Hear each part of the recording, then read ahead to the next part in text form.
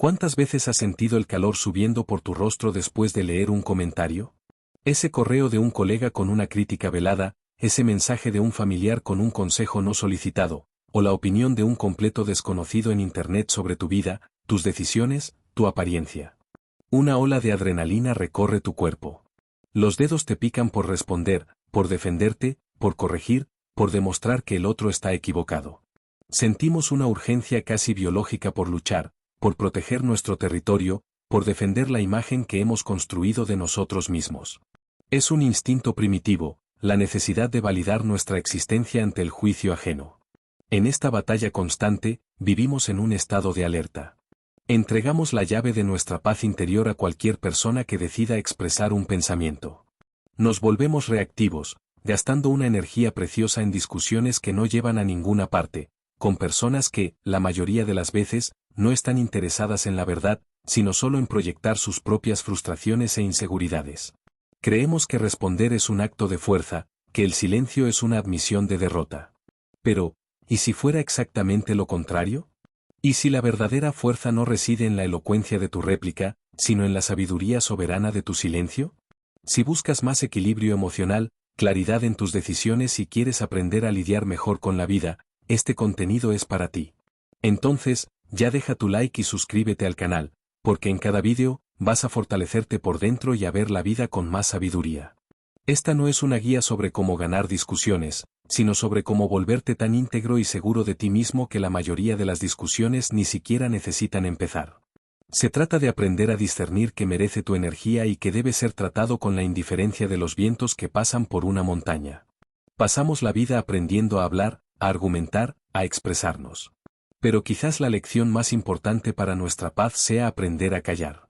Así que, te pregunto, ¿estás listo para descubrir que tu silencio puede ser la respuesta más poderosa y aniquiladora que jamás hayas dado? El instinto de batalla. ¿Por qué sentimos la necesidad de responder? La necesidad de responder a una opinión que nos contraría es una de las reacciones más humanas y viscerales que existen. No es un fallo de carácter, es una programación profunda, forjada en milenios de evolución. Nuestro cerebro, en su esencia, es una máquina de supervivencia. Cuando una opinión ataca nuestras creencias, nuestras decisiones o nuestra identidad, el cerebro no la interpreta como un simple conjunto de palabras. La percibe como una amenaza. La amígdala, nuestro centro de alarma, se dispara, inundando nuestro sistema con cortisol y adrenalina, las hormonas del estrés y de la lucha. En ese instante, no somos seres racionales ponderando un argumento, somos guerreros en un campo de batalla, y nuestro ego es el rey que necesita ser defendido a cualquier costo. Recuerdo vívidamente una situación al principio de mi carrera. Había pasado semanas desarrollando un proyecto, invirtiendo noches y fines de semana. En la reunión de presentación, un colega más veterano, conocido por su escepticismo, escuchó todo en silencio y, al final, dijo con una sonrisa condescendiente, es una idea interesante, pero un poco ingenua. Le falta madurez de mercado. En ese momento, el mundo pareció ralentizarse. Sentí que la sangre me hervía. El corazón me latía en el cuello. Mi mente se disparó, montando una defensa elaborada, punto por punto, lista para aniquilar su argumento. Quería humillarlo con mi lógica, demostrar que él era el limitado, no mi idea. El árbol del pensamiento se abrió ante mí en una fracción de segundo. El camino A era la respuesta inmediata. Le interrumpiría, enumeraría mis datos, citaría mis fuentes, quizás incluso me deslizaría hacia un tono pasivo-agresivo, exponiendo su falta de visión. El resultado a corto plazo sería un alivio momentáneo para mi ego herido. Pero, ¿el resultado a largo plazo? Parecería defensivo, inseguro, tal vez hasta infantil. La reunión se convertiría en un ring de boxeo, y la atención se desviaría del proyecto al conflicto. Habría ganado la pequeña batalla, pero perdido la guerra por la credibilidad y el profesionalismo. El camino B era el silencio. Un silencio incómodo, pesado. Dejar su opinión flotando en el aire, sin validación ni confrontación. Solo un asentimiento de cabeza y un agradezco tu feedback, lo consideraré. Este camino era una tortura para mi ego, que gritaba venganza. Pero, en términos estratégicos, era genial. Mantendría mi compostura, demostraría confianza y control emocional, y permitiría que su opinión se disolviera por su propia falta de fundamento, o que fuera rebatida por otros en la sala, sin que yo tuviera que mancharme las manos. Ese día, por un milagro de autocontrol, elegí el camino B. Fue una de las decisiones más difíciles, pero más formativas de mi vida. Aprendí allí que el impulso de responder no proviene de un lugar de fuerza, sino de un lugar de dolor. Es el grito de nuestro ego herido, no la voz de nuestra sabiduría. La necesidad de tener la última palabra es la prueba de que la palabra del otro nos ha afectado profundamente. Cuando sientas esa urgencia, esa necesidad visceral de defenderte, detente. Respira. Pregúntate, ¿quién quiere responder ahora? ¿Mi yo tranquilo y centrado, o mi ego sangrante? La mayoría de las veces, la respuesta revelará que la mejor acción es ninguna acción. La verdadera fuerza no está en entrar en todas las batallas, sino en tener la sabiduría de saber cuáles ni siquiera vale la pena librar. El primer paso hacia la libertad es reconocer las cadenas de nuestro propio instinto. 2. La anatomía de la opinión. ¿De dónde viene realmente? Antes de absorber o reaccionar a una opinión, debemos convertirnos en detectives del alma humana, en investigadores de la psique ajena. Una opinión rara vez es una observación pura y objetiva de la realidad. La mayoría de las veces, una opinión es un espejo. Es un reflejo de las experiencias, los miedos, las creencias limitantes, las esperanzas frustradas y los deseos no realizados de la persona que la emite. Una opinión dice mucho más sobre el emisor que sobre el receptor. Cuando no comprendemos esto, tomamos para nosotros, como si fuera verdad, el contenido de un bagaje emocional que no nos pertenece. Es como aceptar un regalo envuelto en un papel bonito, sin saber que dentro hay basura tóxica. Aprendí esta lección de una forma bastante dolorosa con un familiar cercano. Cuando decidí dejar un trabajo estable para seguir un camino más autónomo y creativo, esta persona me dijo, con una expresión de genuina preocupación, estás cometiendo un error terrible. Te vas a arrepentir. La vida no es un cuento de hadas, necesitas seguridad. Aquellas palabras me golpearon como un puñetazo en el estómago.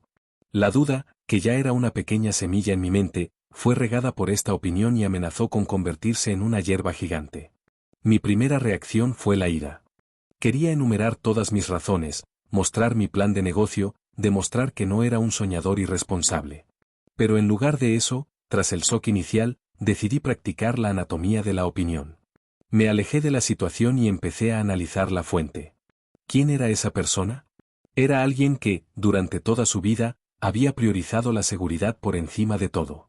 Alguien que había sacrificado sus propios sueños en nombre de un sueldo garantizado. Alguien que vivió con miedo a la incertidumbre y al riesgo. Su vida entera se construyó sobre la creencia de que la estabilidad es el bien supremo. De repente, su opinión cambió de color. Dejó de ser un ataque a mi decisión y se transformó en una confesión de sus propias elecciones y miedos. Su te vas a arrepentir en realidad significaba, yo tendría demasiado miedo para hacer lo que estás haciendo, y verte hacerlo cuestiona mis propias decisiones vitales. Su preocupación no era puramente sobre mi bienestar, era también sobre la necesidad de validar su propio camino, un camino que mi elección, indirectamente, ponía en jaque. Fue una revelación liberadora. Su opinión no era sobre mí. Era sobre ella. A partir de ese día, desarrollé un filtro mental. Antes de dejar entrar una opinión, me pregunto, ¿cuál es la fuente? ¿Cuál es el mundo interior de la persona que dice esto?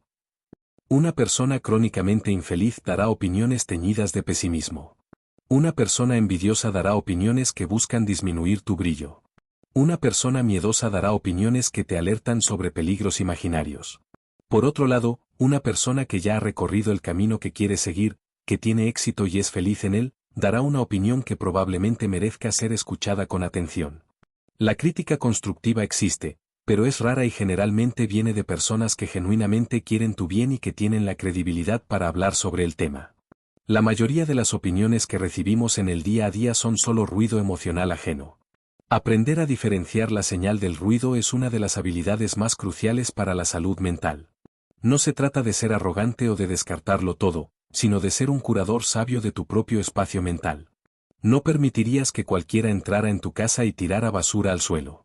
¿Por qué permites que cualquiera entre en tu mente y vierta su basura emocional? 3. La moneda de tu energía, el costo oculto de la reacción. Pensamos en nuestro tiempo y nuestro dinero como recursos finitos. Gestionamos nuestras agendas, creamos presupuestos, sabemos que no podemos gastar más de lo que tenemos. Sin embargo, rara vez aplicamos esta misma lógica a nuestro recurso más precioso e invisible, nuestra energía emocional y mental. Cada día, nos despertamos con una cantidad limitada de esta energía. Y cada interacción, cada pensamiento, cada decisión es una transacción, o deposita energía o retira energía de nuestra cuenta. Entrar en una discusión inútil para defender tu punto de vista ante una opinión no solicitada es una de las retiradas más caras y sin sentido que podemos hacer. Es como usar un billete de $100 para encender un cigarrillo. Estás quemando un recurso valioso por un retorno nulo o, peor, negativo. Recuerdo una fase en la que era adicto a los debates en línea.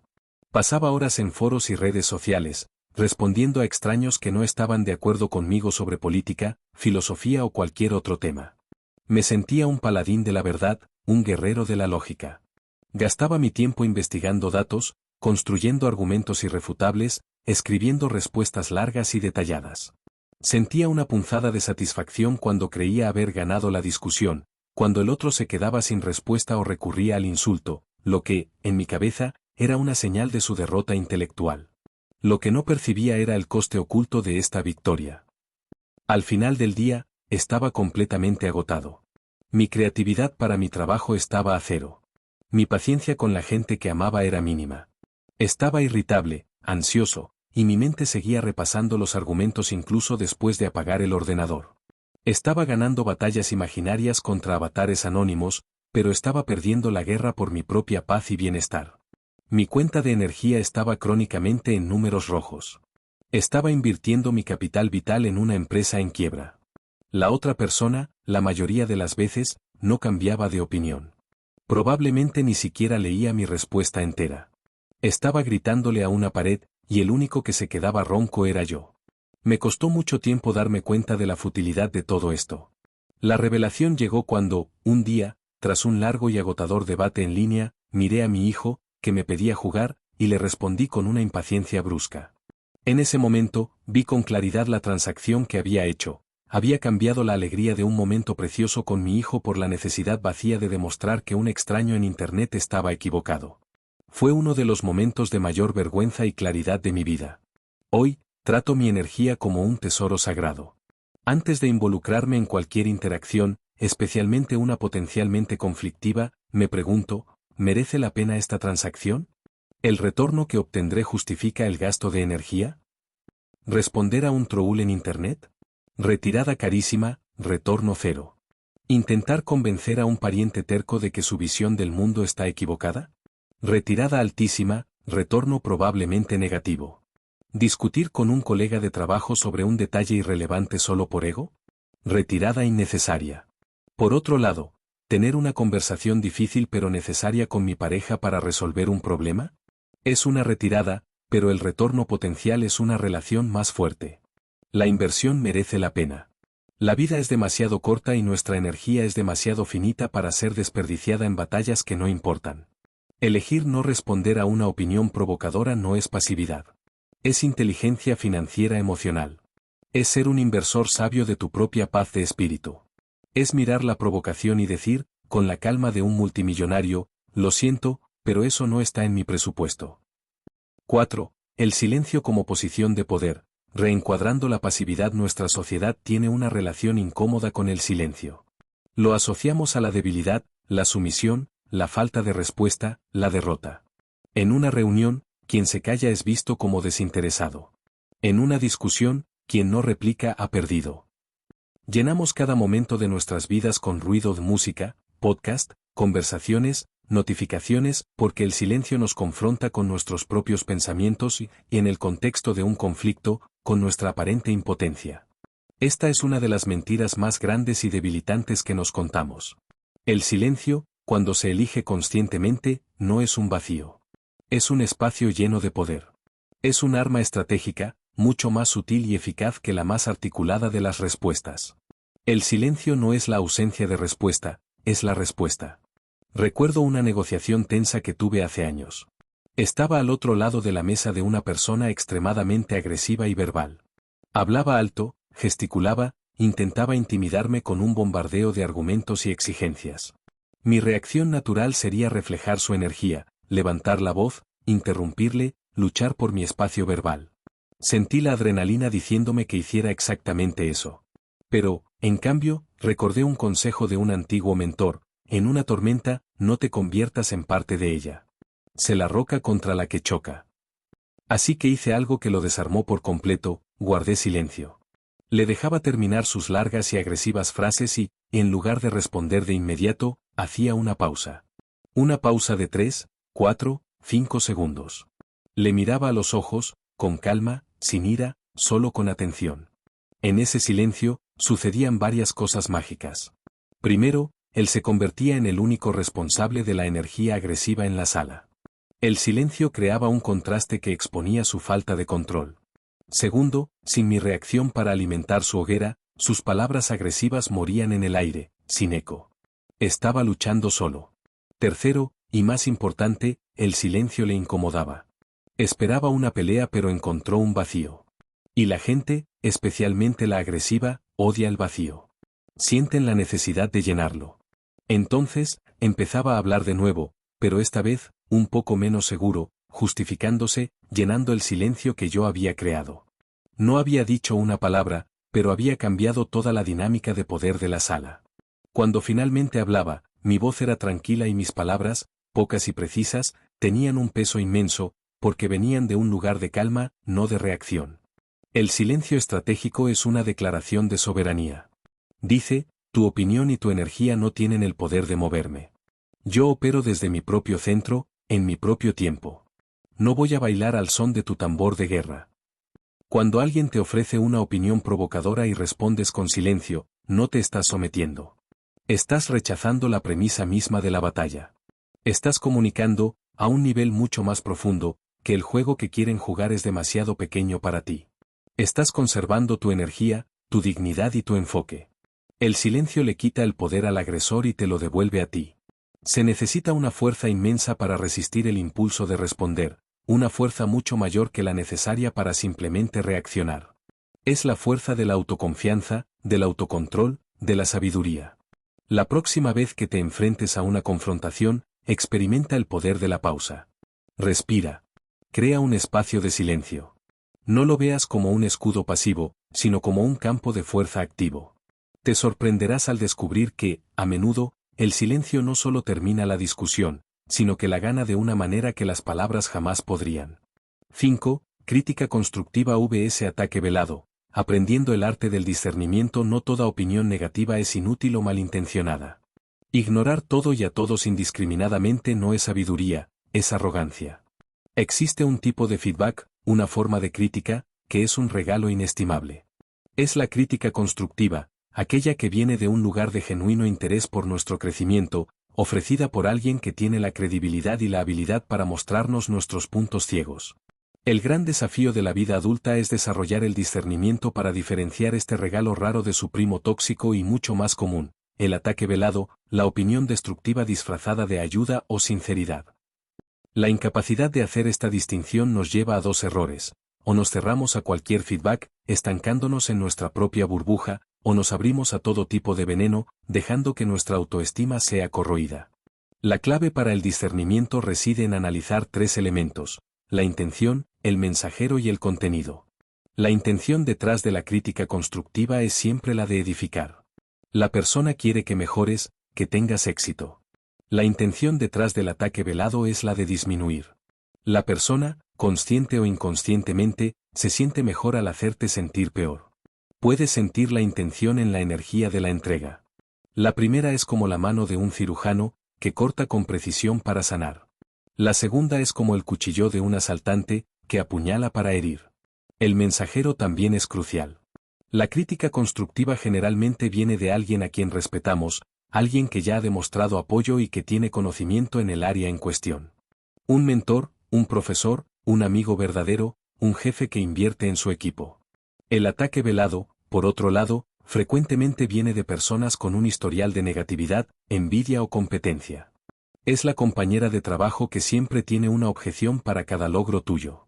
Es el pariente que solo señala los riesgos y nunca las posibilidades. La credibilidad del mensajero es un filtro poderoso. Si la persona que critica tu forma de invertir nunca ha invertido un céntimo en su vida, su opinión tiene un peso muy diferente a la de un inversor experimentado. Finalmente, el contenido. La crítica constructiva es específica, enfocada en el comportamiento o en el trabajo, no en la persona. Señala un problema y, a menudo, sugiere un camino para la solución. Por ejemplo, tu informe está bien investigado, pero la conclusión podría ser más fuerte si incluyeras datos del último trimestre. El ataque velado es vago, generalista y personal. Ataca tu identidad. No te tomas las cosas en serio o siempre eres tan desorganizado. Señala el fallo, pero no ofrece camino, solo juicio. Tuve una experiencia notable con esto. Tuve un jefe que era brutalmente honesto, pero sus críticas eran un regalo. Decía cosas como, tu presentación fue buena, pero usaste demasiada jerga. Simplifica el lenguaje para que el cliente entienda. Intenta reescribir estas 3 diapositivas. Era difícil de escuchar, pero era accionable y me hizo un profesional mucho mejor. En otro trabajo, tuve una colega que decía cosas con una dulce sonrisa, como, me encanta tu idea. Es tan mona. Quizás algún día funcione en el mundo real. La primera crítica, aunque dura, era constructiva. Sentí que él quería que yo creciera. La segunda, aunque disfrazada de cumplido, era un ataque velado, diseñado para hacerme sentir pequeño e ingenuo. La primera merecía mi atención y mi respuesta, en forma de acción y mejora. La segunda merecía solo mi silencio y mi distancia. La vida nos presenta constantemente estos 2 tipos de feedback. Nuestra tarea no es construir un muro impenetrable, sino instalar una puerta con una mirilla muy buena. Mira por la mirilla. Analiza la intención, el mensajero y el contenido. Si es un regalo, ábrela con gratitud. Si es un ataque, mantén la puerta cerrada y deja a la persona afuera, con su opinión en la mano. Tu paz depende de esta curaduría. 6. El campo de batalla interno, la opinión más peligrosa de todas hasta ahora. Hemos hablado de las opiniones que vienen de fuera. Pero hay un campo de batalla mucho más íntimo y peligroso, donde se disparan las opiniones más crueles e implacables. Este es el campo de batalla de nuestra propia mente. El crítico interno, esa voz incansable que narra nuestros fallos, que repite nuestros errores, que nos compara desfavorablemente con los demás y que nos juzga con una dureza que jamás usaríamos con un extraño. Esta voz es la opinión más peligrosa de todas, porque no podemos huir de ella. Vive con nosotros. Conoce todas nuestras inseguridades. Y, lo peor de todo, tendemos a creerla como si fuera la verdad absoluta. Todas las estrategias que usamos para lidiar con opiniones externas deben aplicarse, con aún más diligencia, a esta voz interna.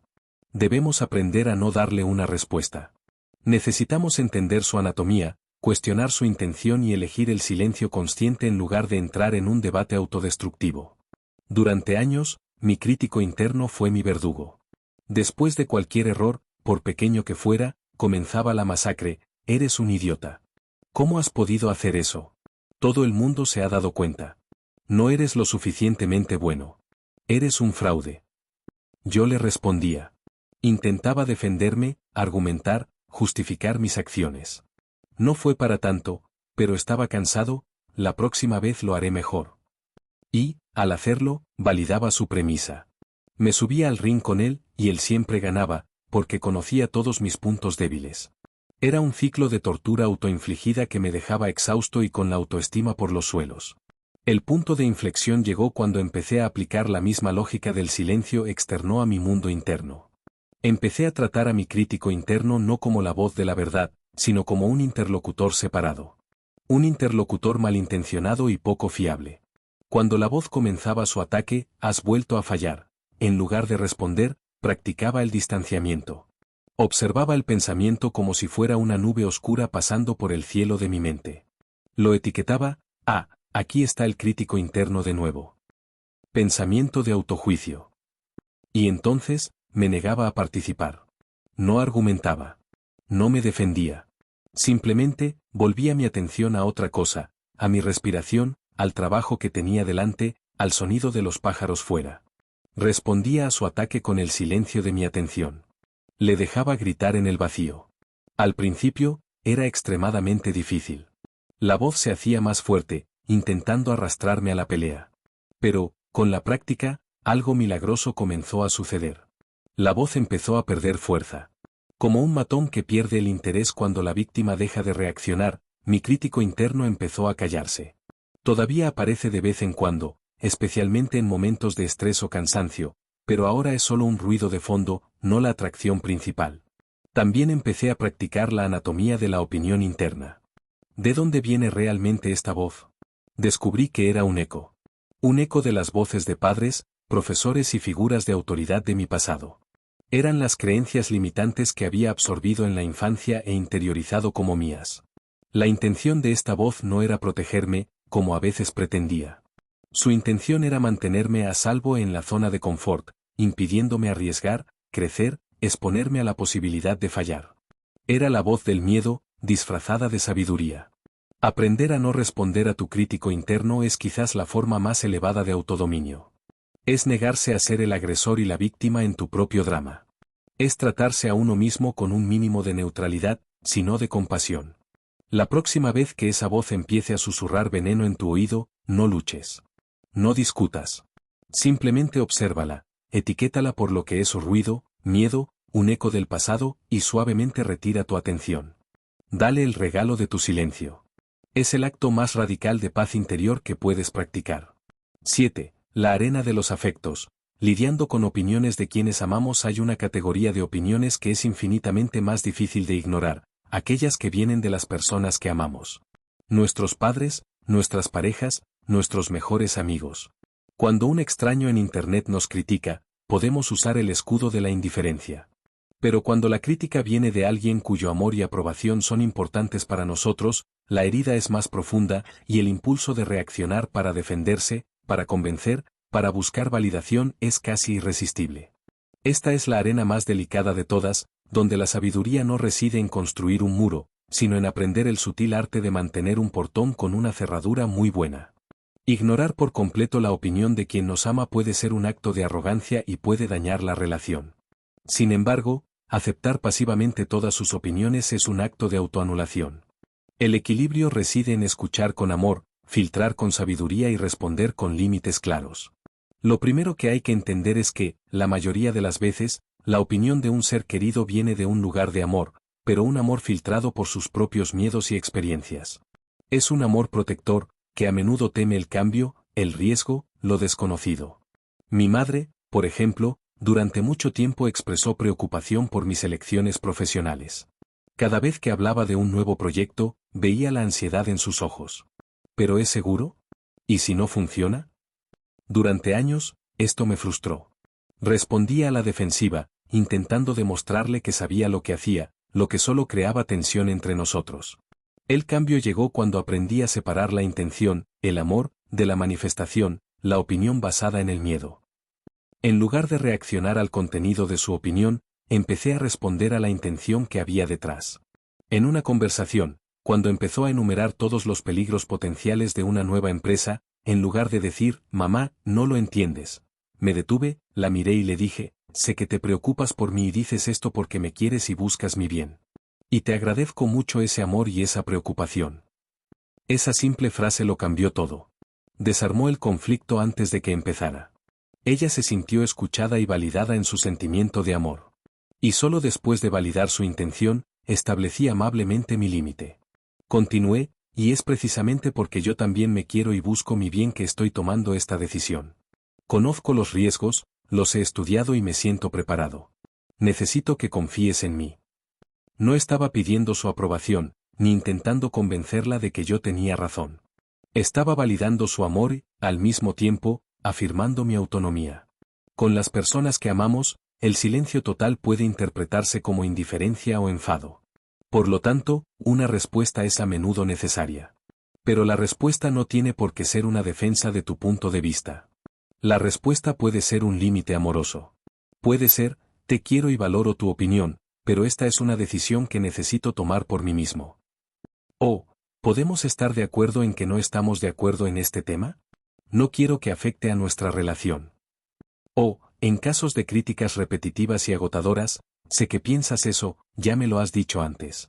Te pido que, a partir de ahora, no toquemos más este tema, por el bien de nuestra relación. Esto es infinitamente más poderoso que intentar, por milésima vez, demostrar que tienes razón.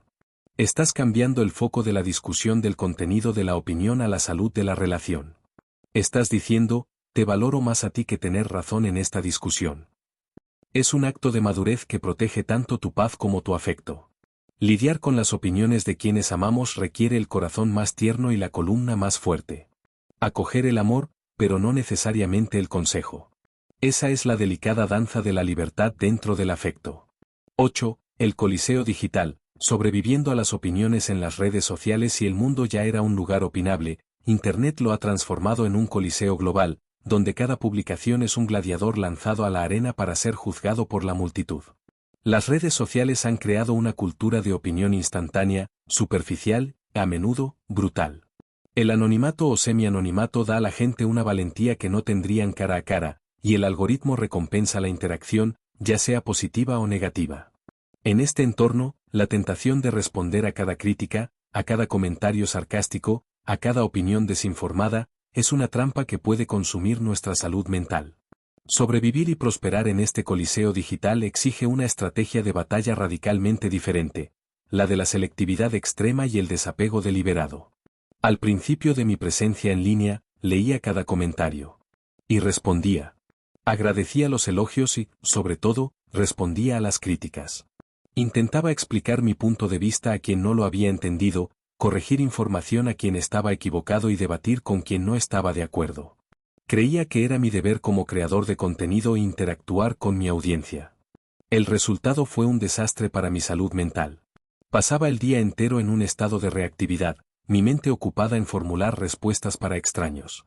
Una sola crítica negativa podía arruinar mi día, eclipsando cientos de comentarios positivos. Estaba entregando el control de mi estado emocional a un flujo interminable de opiniones aleatorias. Mi estrategia de supervivencia evolucionó por etapas. La primera fue la de la respuesta mínima. Dejé de escribir párrafos y pasé a usar respuestas cortas, casi protocolares. Pero aún así, estaba participando, estaba gastando energía. La segunda etapa fue la de la no participación. Simplemente dejé de responder a los comentarios negativos. Los leía, sentía la punzada de dolor o rabia y me obligaba a seguir adelante. Fue mejor, pero el veneno seguía entrando. Seguía leyendo, seguía viéndome afectado. La tercera y más liberadora etapa fue la de la curaduría implacable, que yo llamo bloquear y florecer. Me di cuenta de que mi espacio en línea es una extensión de mi hogar. No estoy obligado a tolerar la grosería, la negatividad o la falta de respeto en mi propio espacio. Hoy, mi política es simple. Si un comentario es constructivo, aunque sea crítico, lo leo con atención. Si un comentario es simplemente discrepante, pero respetuoso, lo dejo ahí como parte de la diversidad de pensamiento. Pero si un comentario es irrespetuoso, agresivo, sarcástico, pasivo-agresivo o simplemente emana una energía tóxica, no respondo. No debato. No intento educar. Simplemente presiono dos botones, eliminar comentario y bloquear usuario. Sin ceremonia. Sin culpa. Muchos podrían llamar a esto crear una burbuja o no saber lidiar con las críticas. Yo lo llamo higiene mental. Lo llamo jardinería. Estoy activamente arrancando las malas hierbas para que las flores puedan crecer. Al hacer esto, no solo protejo mi propia paz, sino que también cultivo una comunidad más sana. La gente se da cuenta de que ese espacio no tolera la toxicidad, y los trolls migran a otros lugares donde pueden obtener la reacción que anhelan.